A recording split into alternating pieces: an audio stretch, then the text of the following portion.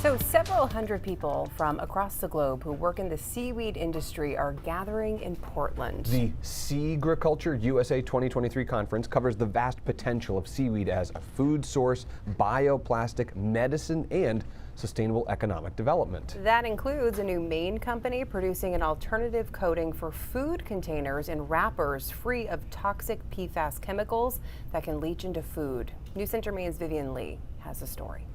Jessica Chalmers and her husband Colin Hepburn have ambitious plans that could change the face of the food packaging industry and beyond. We are pioneering a new product. Their company, Everything Seaweed, uses refined biomaterials from seaweed to a point where the human eye can't even see them.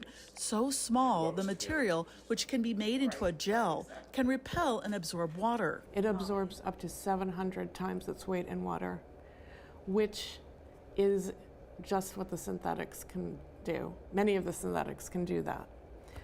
None of the other replacement products can do that. Currently, there is no viable natural alternative to coatings for food containers and wrappers made with PFAS, industrial chemicals that prevent oil and grease from leaking through paper and cardboard. Colin has a background as a chemical engineer and has worked with seaweed for decades. He demonstrates to us how paper coated with seaweed cellulose nanofibers was more effective in repelling water and oil than uncoated and PFAS-coated paper plates and containers from the deli counter or a grocery store. Something that could be applied to a food container and allowed to dry, and it forms a dried coating. Which is both waterproof and greaseproof. Farming more seaweed. The couple's also attending and exhibiting at the International Seaweed Innovation Conference, Seaweed USA 2023. Two big factors drew the couple to Maine. The state is seen as a leader in the U.S. seaweed economy and also leads the nation in laws restricting the spread of PFAS.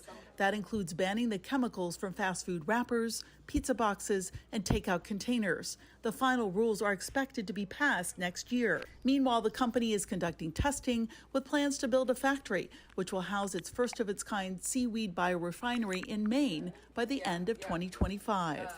In Portland, Vivian Lee, News Center, Maine.